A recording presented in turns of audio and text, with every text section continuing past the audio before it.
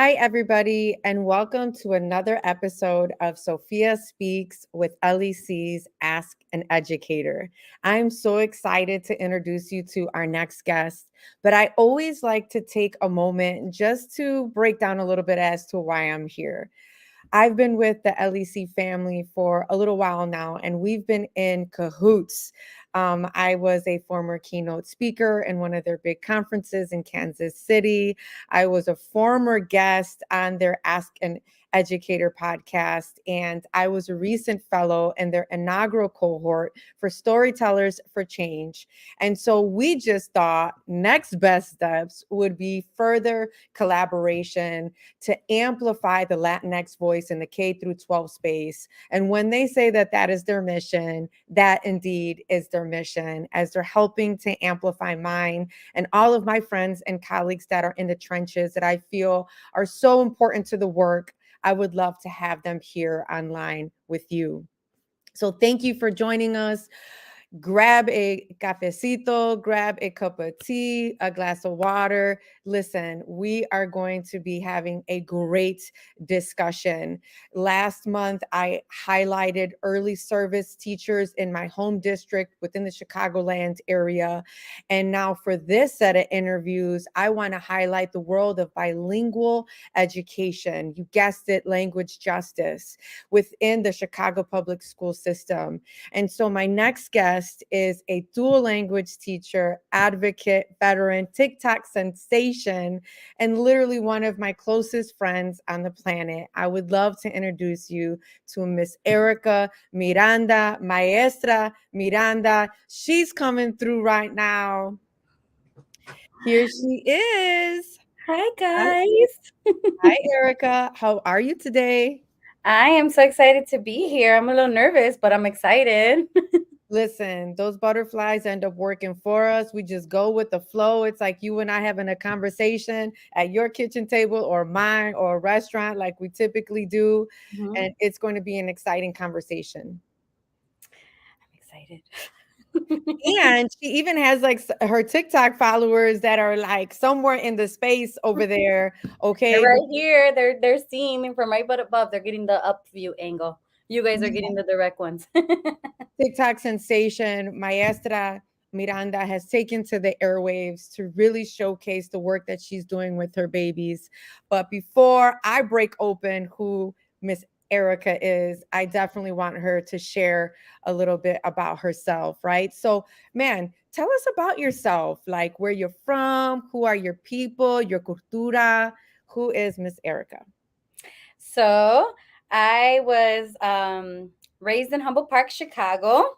I am a mixed Latina, born and raised Puerto Rican. That is my culture. Um, I am not living in Humboldt Park anymore, but I lived there for many, many years. I now live in the suburb of Chicago, which I know a lot of people have a controversy. Chicagoland area, you're no longer in Chicago, but Chicago is Mhm. my heart. I grew up and I was raised by my very super um, Puerto Rican grandparents. So it's all I've ever known. It is what I identify as. It is my heart song. I take it wherever I go. And my I love people, it. you're my Yeah. people. Yes. Familia Boricua in the house, Chicago. You and I already share that same vein and flavor, sabor. This is who we are. This is who you are. This is where you come from. And there's just a lot of rich culture to that. Man, but let's just dive in, shall we? Let's talk about your journey to the classroom because you were in different spaces and places before getting into the actual classroom. So tell us about that journey, how it evolved, and who are some people that we can credit? Big time. So I started many, many years ago. Doesn't feel like it, but when you look back, it does. So I Right? started.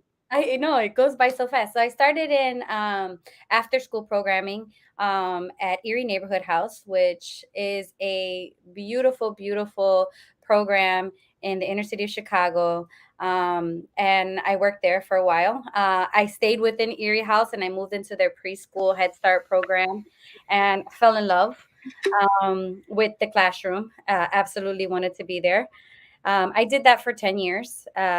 And then I wanted to make sure that this is what I wanted to do with the rest of my life. And I stepped into actually a social service program, uh, Mm, the ounce of prevention for healthy parents and healthy babies and moms, and where I was helping teen moms learn best practices on how to teach their babies.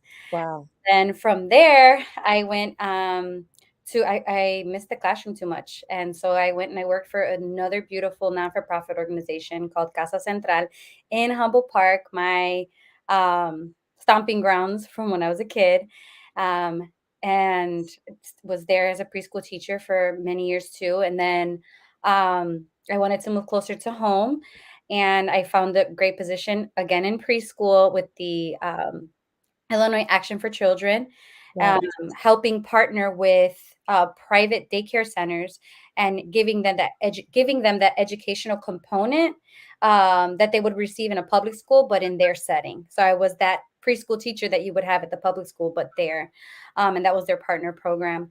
From there, I found myself, what was it, like 13 years in, and I started my master's degree, and in that process, I stepped into a dual language first grade classroom. Wow. It changed the trajectory of my life's work. Um, I and that is where I am right now.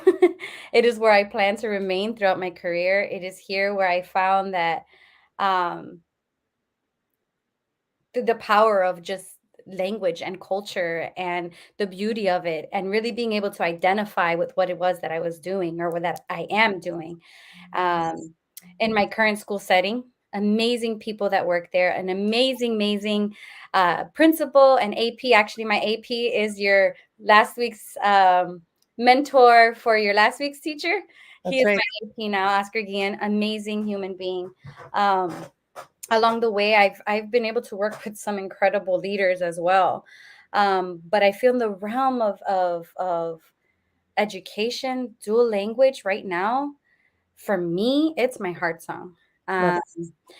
so this current school setting that I'm at, it is a complete dual language school, Mm, from preschool to fourth grade. Next year will be a fifth grade as well. And the reason why I chose to accept the position to work here was on my interview, the director of bilingual education, John Barakovich, said to me, "It's not a matter of no somos de aquí ni de allá.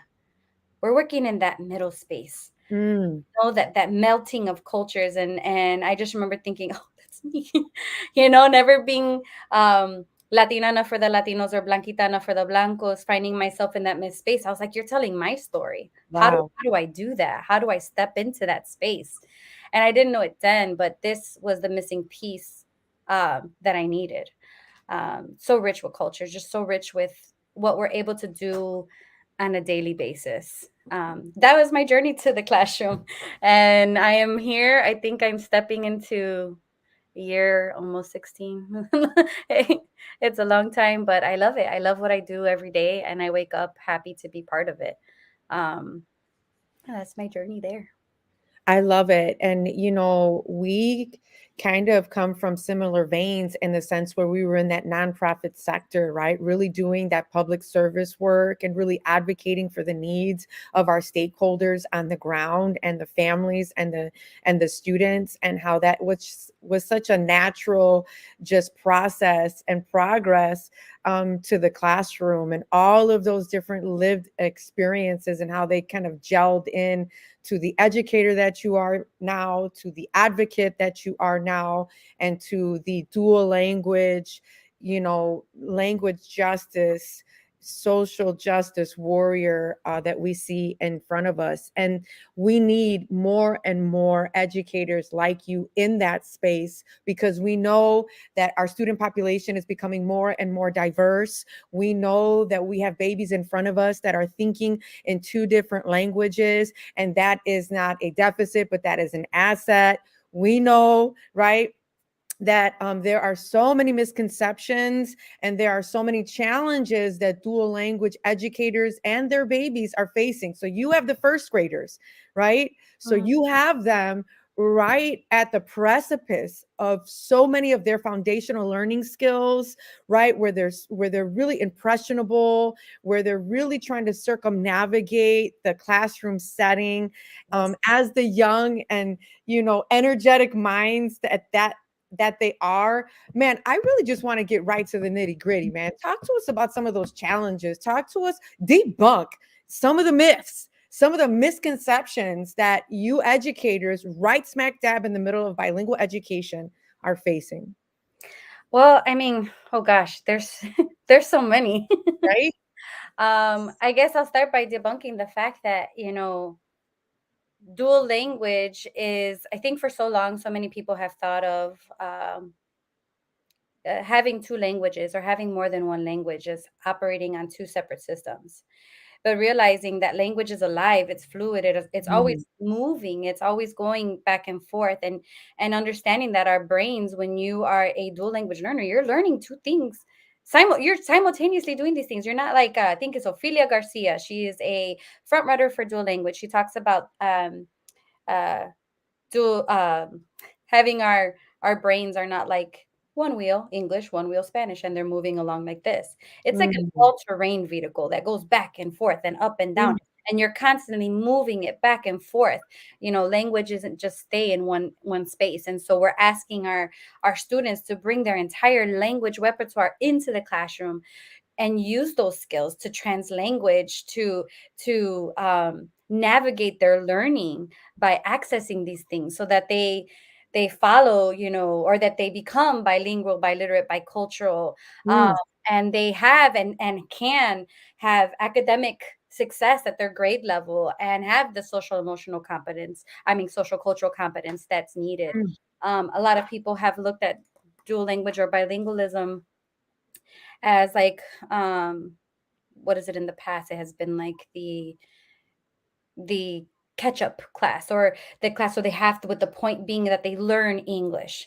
As of recent, I've had a recent experience with someone who stepped into the doors of my classroom, and I guess in my bubble I had forgotten that there was a world out there that didn't have the same perspective that I did, and really was challenging what it is that dual language is, mm, by saying to me in specific, this is America, this is an English speaking country. And at that moment, I was really taken back by that. That's still a thought. mm, mhm, English is not even the official language here. But what we are doing is embracing their home language. What we're doing is moving that so that they don't feel like they're from here or over there. It's that middle mm. space. We're That's using that. We're using that. We're leveraging that, that's right. to teach it, because in the past, about 50 years ago, speaking in Spanish in a classroom or bringing your home language into the room was something that just wasn't allowed. My mom, who was also a school teacher for many, many years, bilingual special education, when she went to, and she was in grammar school, her first language being Spanish, she was told that she was not allowed to speak that in school. My And goodness. they basically beat it out of her. And that is, to me, the benefit of what I get to do every day. I don't have Come to on.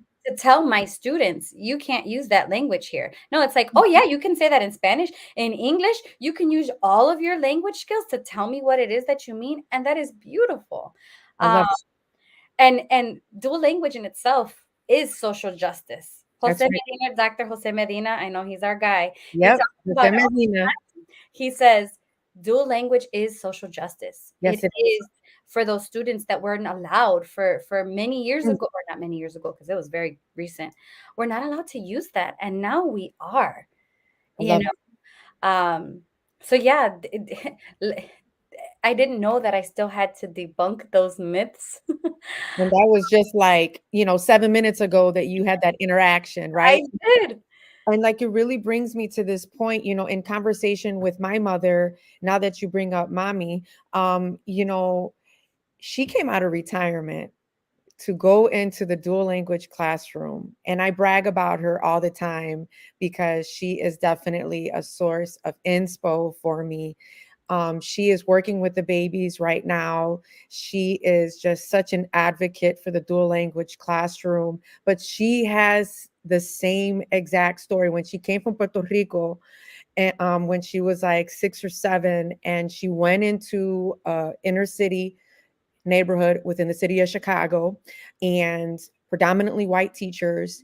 And she was walking down the hallway with one of her Spanish speaking friends, and they were speaking Spanish, and a teacher stopped them in the hallway. It's not even like they were in the classroom. Stopped my mother and her friend in their tracks. She's Yep. only 7, 8 years old, and said, "We speak English here. We speak English here." Okay. That was years ago for my mother.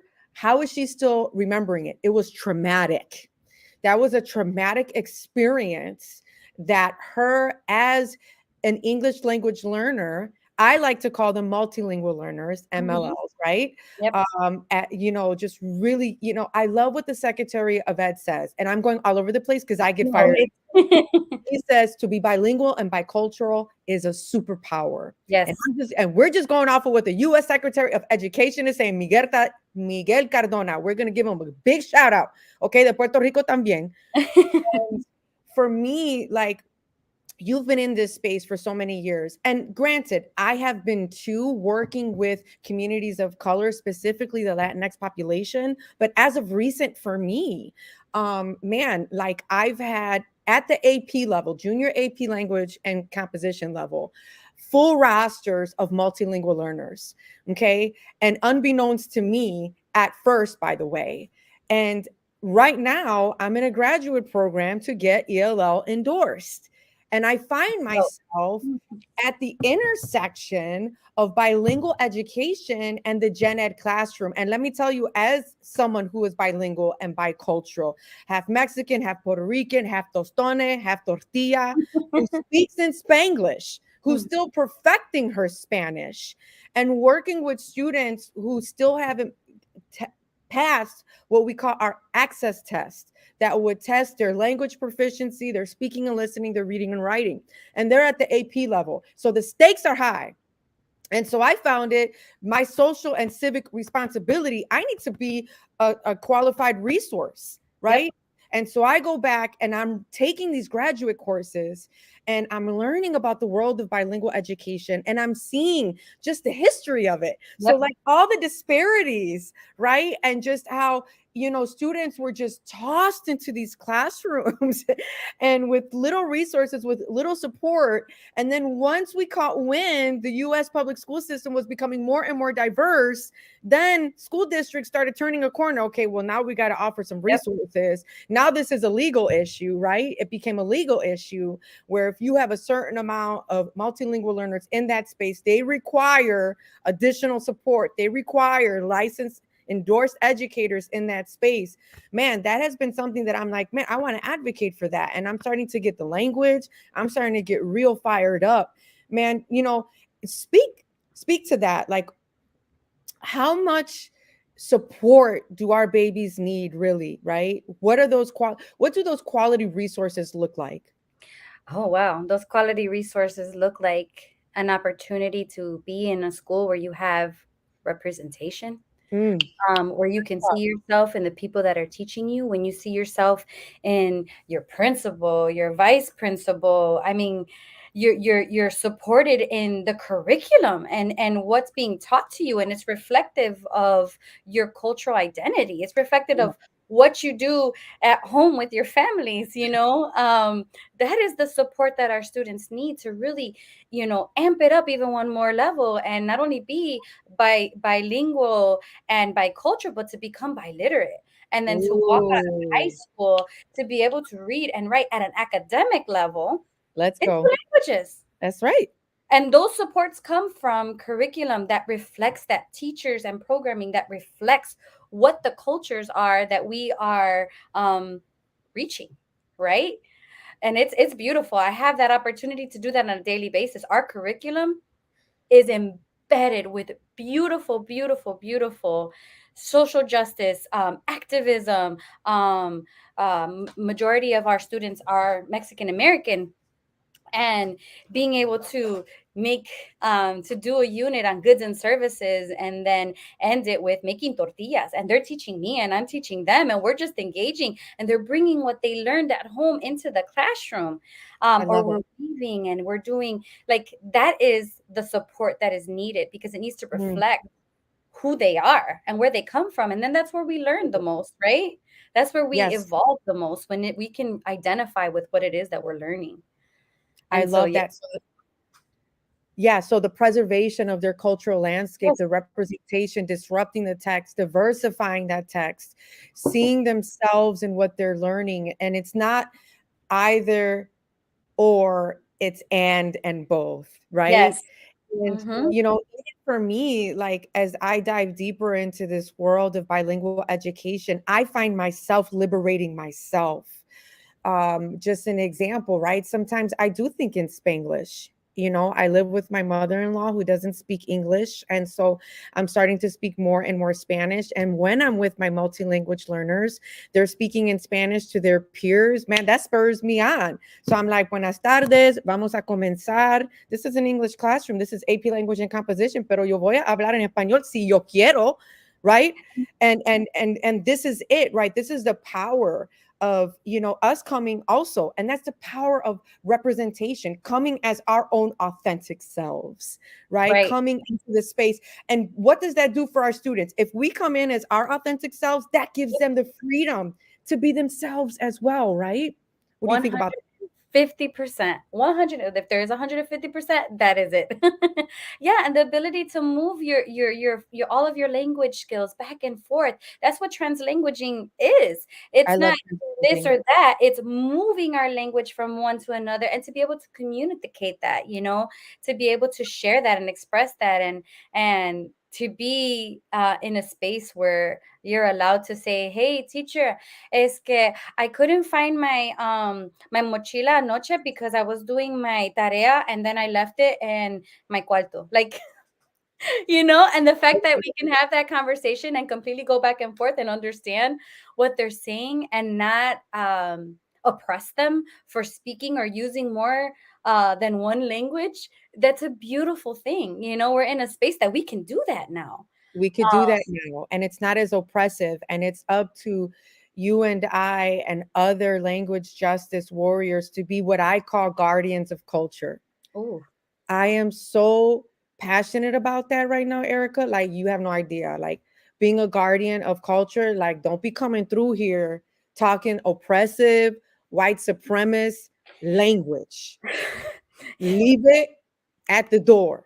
I Do it. had, And I'm so overprotective of yeah. even my students, and they're in high school. They're grown. They're all taller than me. And I'm like, don't come near my students talking oppression language, because I do not appreciate it.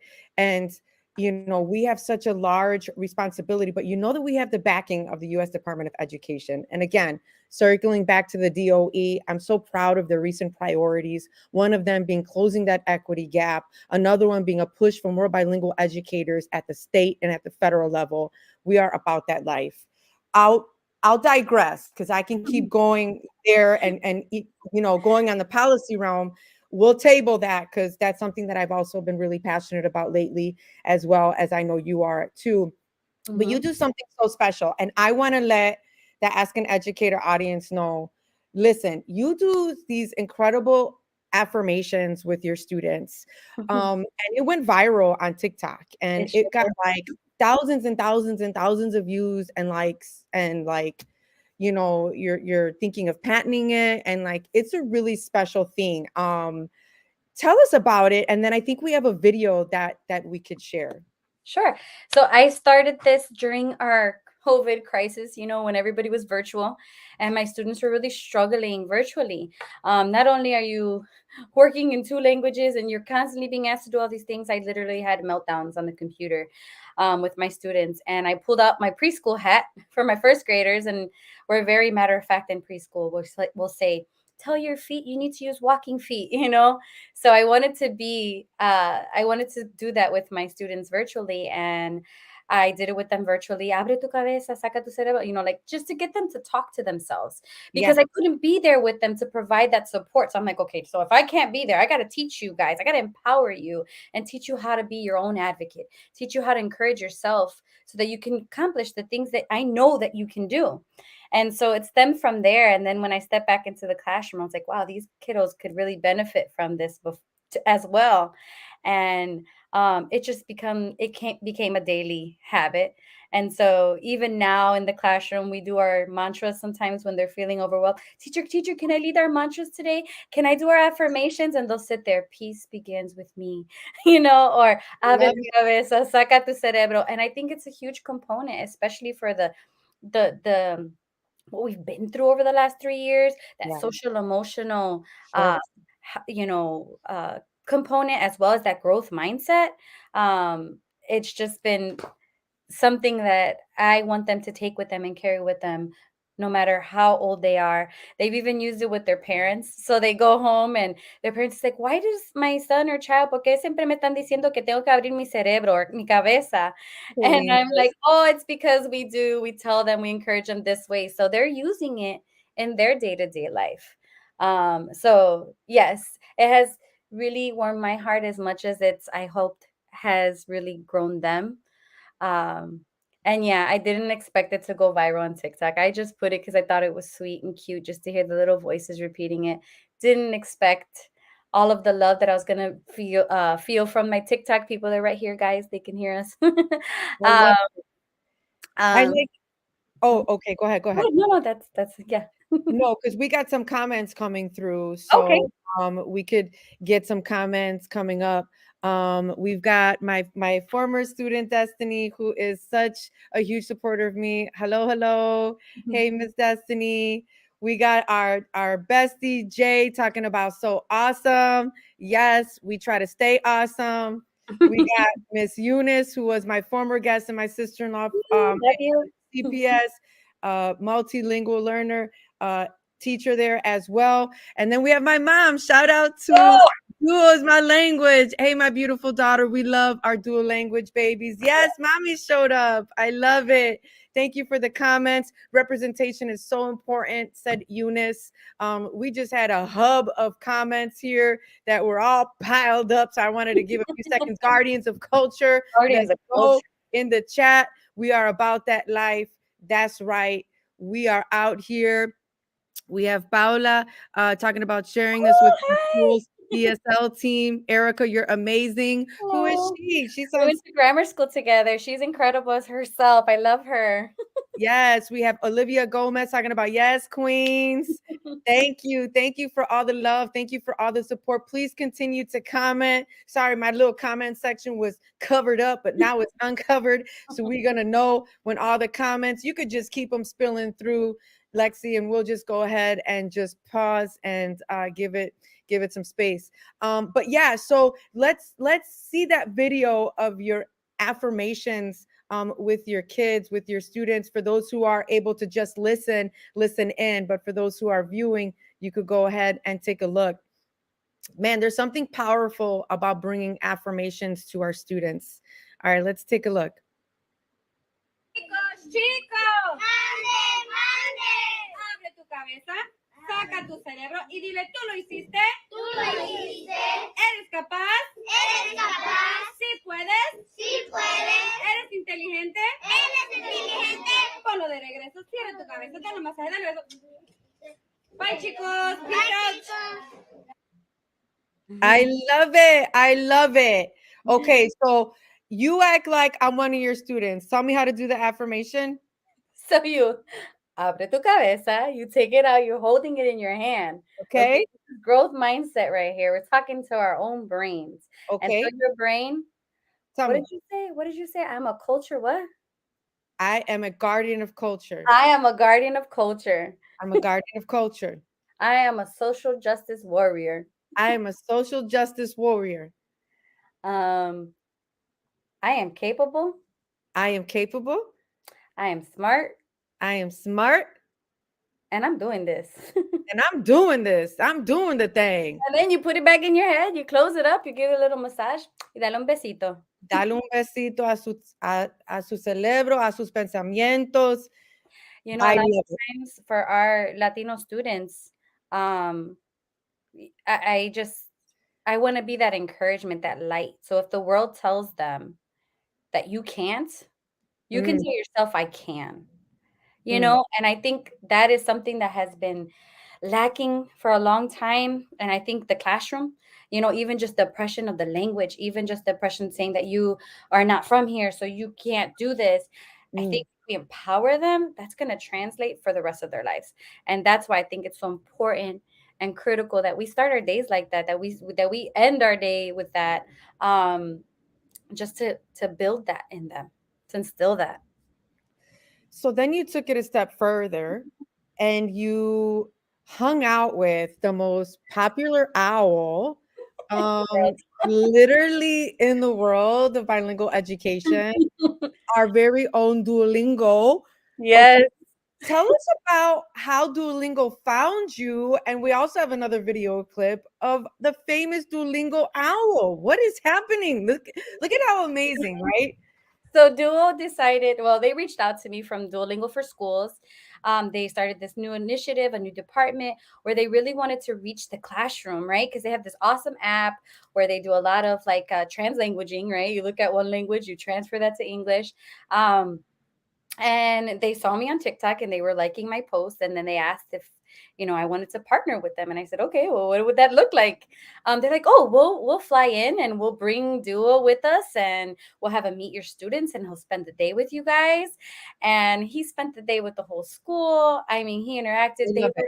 They are amazing at Duolingo. That the Duolingo for Schools, beautiful hearts, love education. They're all a lot of them were teachers.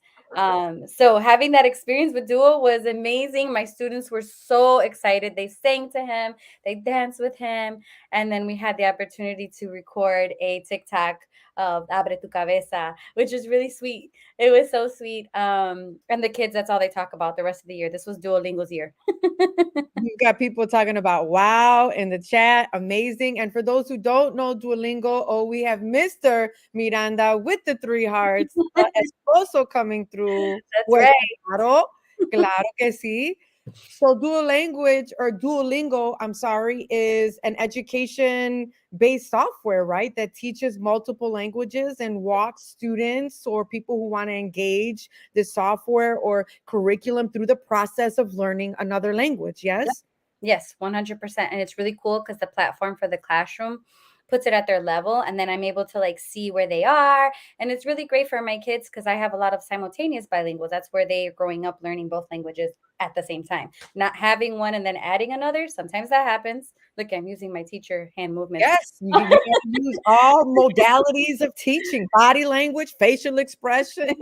So having them being able to navigate back and forth has really grown them. I use it as a center during our small group time, and they really get excited about it. Teacher, look at I can say this, and they, will say it in both languages. And now they're like, teacher, but I want to do French and I want to do Italian because I understand it because I can speak Spanish and English, and it sounds and there's cognados, teacher.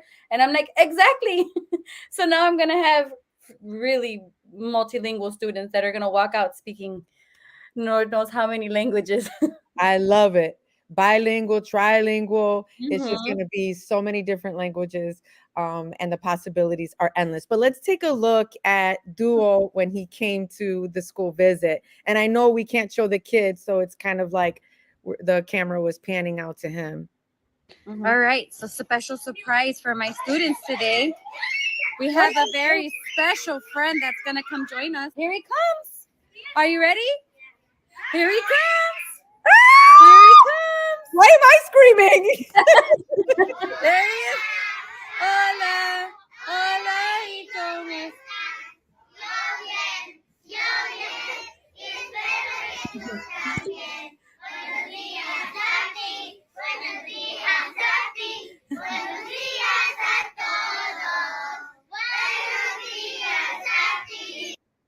Y te digo que the No song puedo. was not planned. They just started singing to duo. They did? Like, I'm literally tearing up right now because I didn't Erica, plan it. They just started singing to him, and I'm like, oh, okay, we're gonna go with this. You want to sing to duo? Okay. listen, And then, my yeah. daughter is in dual language. She's been there since kindergarten because obviously language and culture is very important to me and my family personally. I want my daughter and my son to know their cultures, to know the language, just to preserve our rich history. So seeing I say all of that to say this, seeing how you love on those babies, Mm. seeing, oh my gosh, I'm getting so emotional. This is You're not unplanned. supposed to cry. I'm not. I'm supposed to just be having fun with one of my besties and advocates, and you over here got me all teary eyed. It's this idea of, man, how can we duplicate you? How can we, do you know what I'm saying? Like, this is what it should look like to be in a dual language, multicultural classroom right now. This is what it takes. Representation in the text, representation as an educator herself, bringing in outside resources and supports, culturally responsive pedagogy, supporting their cultural landscape, preserving their cultural history, allowing them to trans language and speak in Spanglish and multiple languages. That is what excellence looks like. And I just wanted to uplift you in this moment. I know your journey has not been easy. I know that both professionally and personally, you have been through, such a journey. And the fact that you are so committed to your work, you are so committed to the culture, you are so committed to being a guardian, that it's just an honor for us to hear your story in this moment. And also Project 214 also, did a feature teacher for you as well, which is the nonprofit that I'm lead visionary for, promoting education, providing resources, provoking change. That's our new mission statement, by the way. Holla back. Let's go. But listen, like, um, here's another question, just kind of turning the corner here. Man, like, what keeps you going? Knowing that the work is arduous, knowing that a lot of advocacy is still needed, knowing that you are very much a guardian and that you are undoing, right? I find myself, and I know you do too, even though they're babies, you continue to undo some of those invisible forms of oppression, systemic racism, and all of these invisible barriers that our students often face, right? What keeps you going in the fight? I think knowing that it's bigger than just me, it's Mm, bigger than just my classroom. That the change that's needed, it's like that's what drives me. Like you want to wake up in the morning and you want to go to work, even on the hard days, even mm. on the days where you're like, oh my god, if you know all of these factors that come into play any given day. It's like this is what I'm meant to do. And I think when you find what you're meant to do, you just want to do it. Like I wake up every day motivated because I found my purpose Wow. to impact the lives of these students. Because if not me, then who, right? And I want to be part of that who. Even if it's bigger than me, I want to be part of that change. I want to be walking alongside, my compañeras, allying, how are you saying, allying with you and walking in arms, like this is what it's about. So that when I leave the classroom, when I'm done and I'm retired, I'm gonna be like your mama. I'm gonna come back. I'm gonna Right. that change. And that's what keeps me going. And having a great support system at home. You've already saw Mr. Miranda over here, who gets just as fired up about everything as I do when it comes to all of this. And then having a great support system. I could not do it without the honestly hearing all of the things that are going on and the teacher burnout. The administrators that I work for. Oh my gosh. Yes. I have had them walk into the classroom and say, Miss Miranda, what do you need? And I'm like, wait, what do you mean? What do I need? Oh, wait, what do I need? Having them ask those questions, and step in there with you. Having my paraprofessional who is a rock star. Like it's not just me. There's other people in my space. And this year getting blessed with a beautiful, beautiful student teacher who is Wow. going to to really really change her students next year. This year, she's already impacting my babies. I can't wait to see what she's going to do. So, just having a support system of co teachers and people who step in and say, let's do this together, you Mm, know? And I think that's reflective of the culture of right. the community that I work in, you know, and that is beautiful. And that's what keeps me going because I just don't do it for me. I do it for them. We do it for each other. I And love it's all hands on deck. And that's why I do it. That's what it. keeps me going. I love it. Collaboration, community, Yes. connectedness, affirming each other, seeing each other. And speaking of administration, let me just say this, right? Spread the word. I'm going to say it loud for the people in the back. To have renegades like you and me in a school building, Mm-hmm. we need to be underneath some incredible leadership. And I don't say that to be braggadocious. I don't say that to be conceited. I don't say that outside of this. We are more than just educators, and good school leadership sees it. We are more than just a body in the room, Mm-hmm. doing our, 7 to 3, our bell to bell, our bell schedule. We teach to the whole child.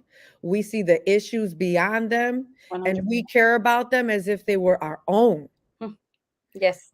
And I say that to say this: I am so grateful that you are under great school leadership. I am so grateful that you are under a leadership that provides opportunities. Oh, And yeah. I'm setting myself up because you know where I'm going with Yes, this. I do know where You you're know going. where I'm going with this. Look, I'm a fangirl. Like I will be your biggest fan.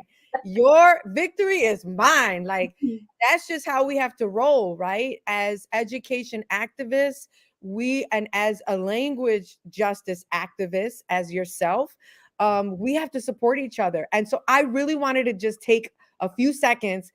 Listen, audience, listen to this professional development opportunity of a lifetime that Miss Maestra Miranda is about to undergo. She is about to go to Mexico. I'm not going to spoil the rest. You need to tell us what's happening. Tell us. Tell the So people of the we're most. waiting for final approval, but if all goes well, I've been invited to go or chosen one of the people to go to Oaxaca, Mexico to participate in this beautiful art um, professional development where we're going to go experience the culture in Immersion. Oaxaca. We're going to engage in some really cool activities that I was learning about. I was mentioned to me that there's a possibility we might be going to an orphanage, bringing um, libritos for the kids, Yo no puedo. making I forget what they're called. The little alambrijes are called, or no? Is that what they're called? The little art is just all of these artistic experiences. I'm so excited. I can't even think straight. I know I called you right after. I'm like, Sofia, Yes. it's an opportunity of a lifetime, and I think I'm gonna leave there transformed, bringing back what I learned and what I experienced there in Oaxaca to the classroom because I'm Puerto Rican. I can talk about Puerto Rico, teach all of those cultural experiences, but I want to connect deeper with my students. Alebrijes, thank you, Zulma. I'm gonna be making those. Thank you in the chat. Habla también.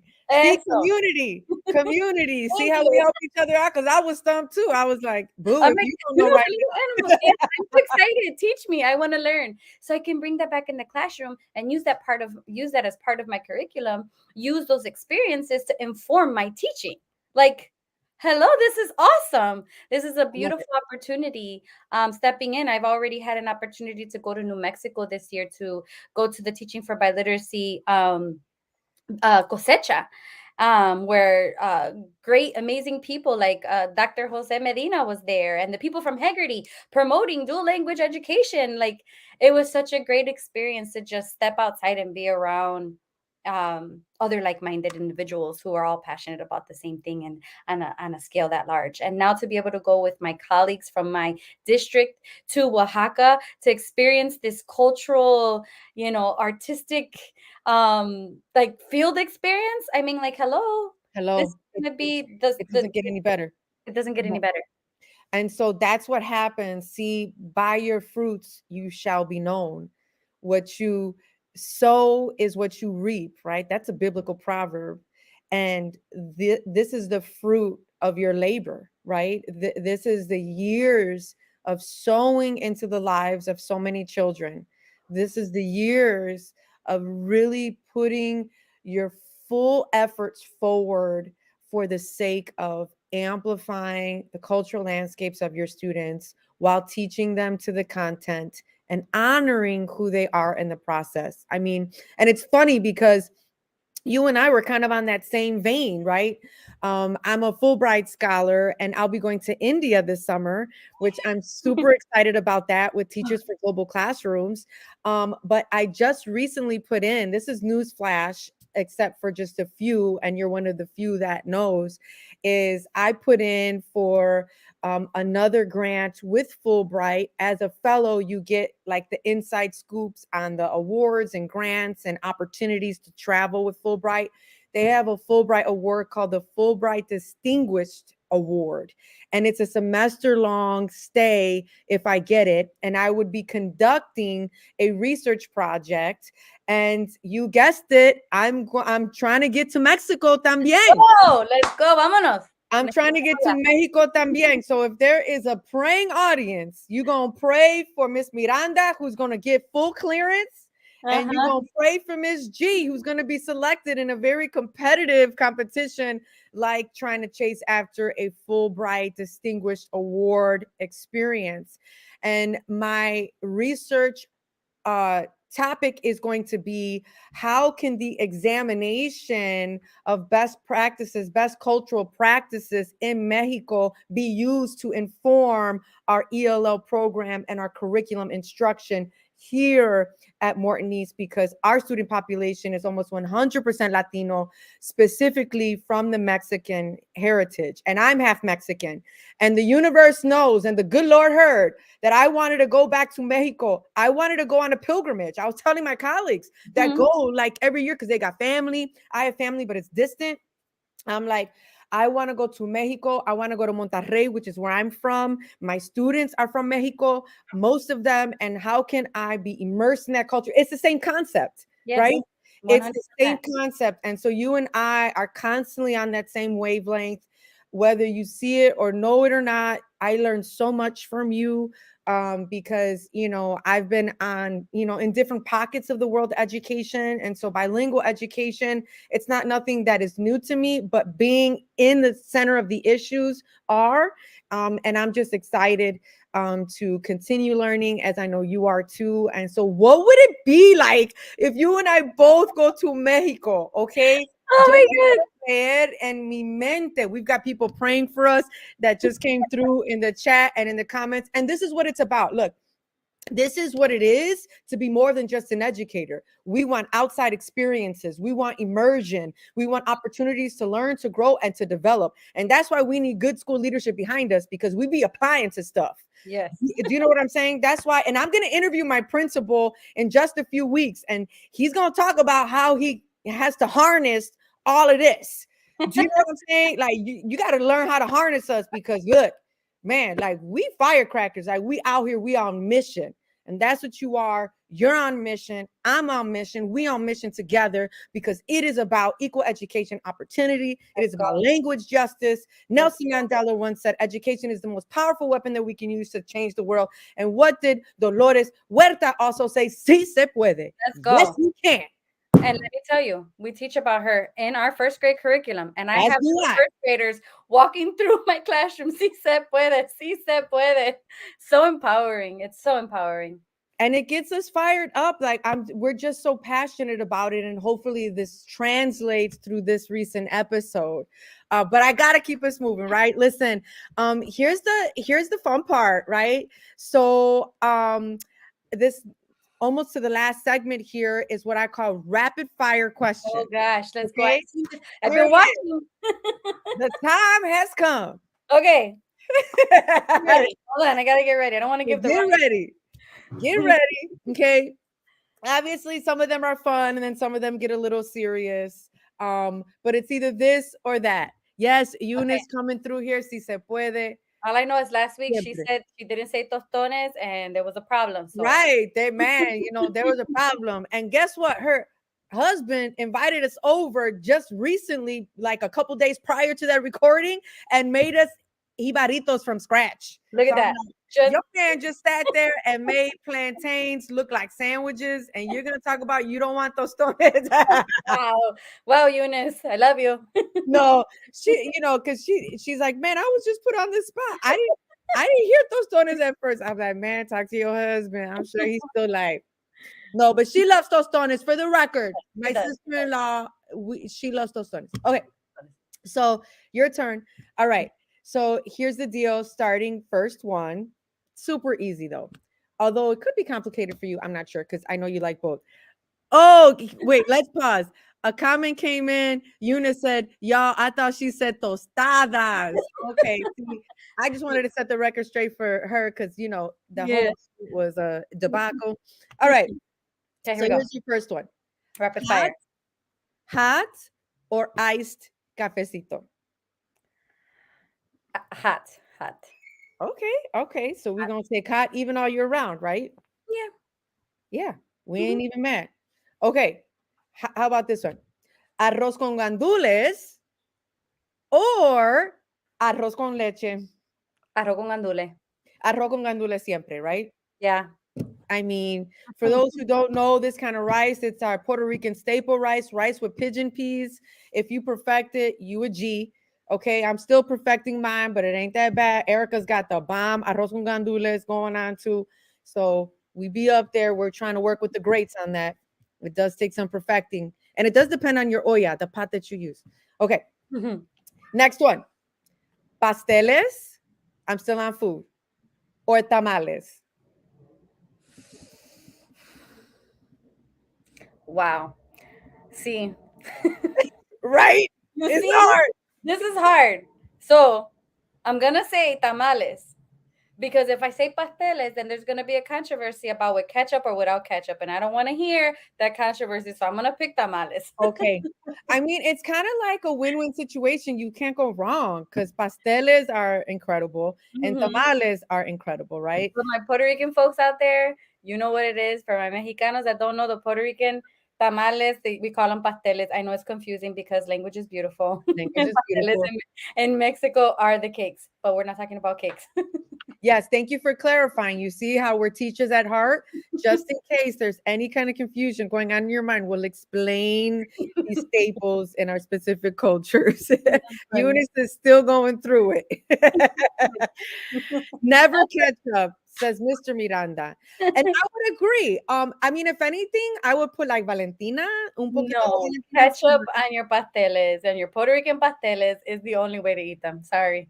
I don't know, boo. It just changes the Oh, my palate. sister-in-law's here, pasteles con pollo pique. And guess what? My sister-in-law, we made an endeavor last year and we made some bomb pasteles. They were bomb. Okay, well, I want some de vegetal because they are rarely without Oh, any, we did. kind of protein, right? Mhm. Man, you got ketchup fans coming through in the chat. All right, let's go teams here. I always like to say city of Chicago. So Chicago Fire, our soccer team, Okay. or Chicago Bulls. Chicago Bulls. I mean, Like, come hello. on now, Bulls Nation. I will say the ongoing inside joke between Eric. Oh my God, don't do it, Sofia. Don't do it. Should I do it? Someone has to pass through the chat. Do you want to know the tea about Chicago Bulls and Erica? Do you want to Your know? son was talking to me, and he's a big basketball fan, You a and he was G. so excited. And I look at him across the table, and I was like, when Michael Jackson was a Bull, it was like I was there. I saw him play, and he's sitting across the table like He buoyed Michael you. Jackson. He was never a Bull. Boy, I couldn't believe it. And even your husband says, babe, even I'm very disappointed in you right now. I met Michael Jordan, guys. Michael Jordan.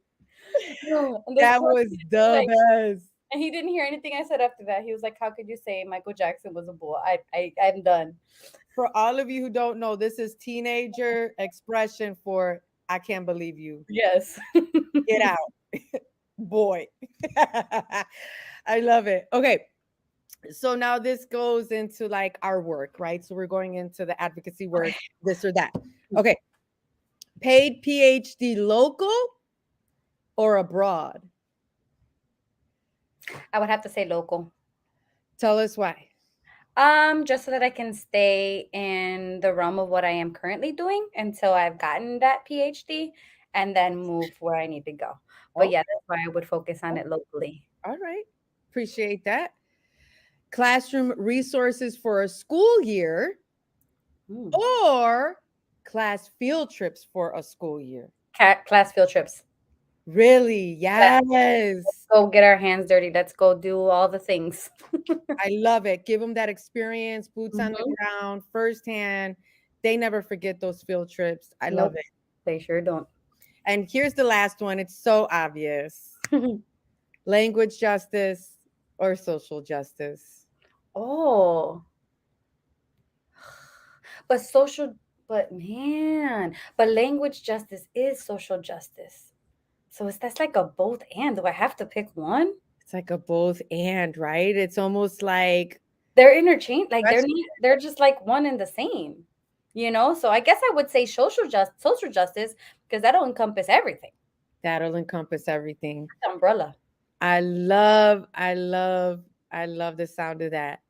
Fill in these blanks. And with this, we have got to go. I've got my Sophia Speak segment lined up. Fill in these blanks for me. I want my students to leave my classroom. Being the best humans they can be. Oh, being the best human, right? That's what it's all about. I love it. Last fill in the blank. What teachers need right now is Oh my gosh. Fill in the blank. What teachers need right now? They need to feel appreciated and mm, valued and yeah, appreciated and valued. That's what teachers need right now. I love it. And a little goes a long way, man.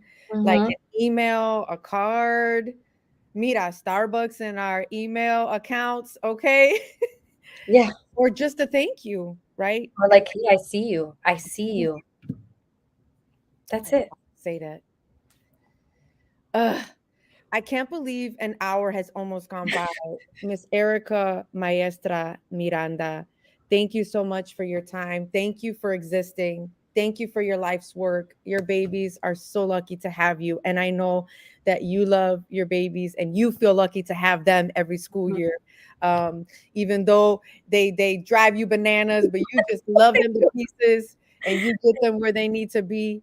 And so we see you this evening, and we're just so grateful that you're in the fight, la lucha, for Go. bilingual education. And you're right, language justice is what? Social justice. I love you, Miss Erica. Thank you so much for joining us. You were a pleasure, as always, to Thank speak. you for having me. It was a huge blessing. Appreciate it. We'll see you soon. Bye. Hasta luego. So that was so much fun. Listen, I get the honor and the privilege to speak to some of my dearest friends and people that I handpick that are in the trenches doing some incredible work that to me is beyond inspirational. I always like to leave my Sophia Speak segment with a word of encouragement or words that come to mind based on the content of that particular episode. So I want to stay within the realm of bilingual education. There were about 1,000 dual language programs in US public schools in 2010. By 2021, more than 3,600 such programs existed and are currently exploding across the country. Reported findings about 80% of these programs were Spanish programs, according to the American Council Research Center. We need to continue to advocate for our dual language programs and bilingual education at the building, state, and federal levels. With our ever increasing diverse student body, language justice and the preservation of a diverse culture is vital. All our babies, whether they are emergent bilinguals or fully functional in two language, they deserve our support, respect, and encouragement. It's not just about learning English, it's about honoring their home language and cultural landscape in the process. In the words of the Secretary of Ed, Miguel Cardona, in essence, You are the protectors of our nation's diversity and multiculturalism. Un aplauso para las maestras, as he leads on to say, being bilingual and bicultural is a superpower. Indeed, Mr. Secretary, it is. So, to all my EDU justice warriors, I see you, I am with you, and I am for you in the fight. Until next time, keep shining.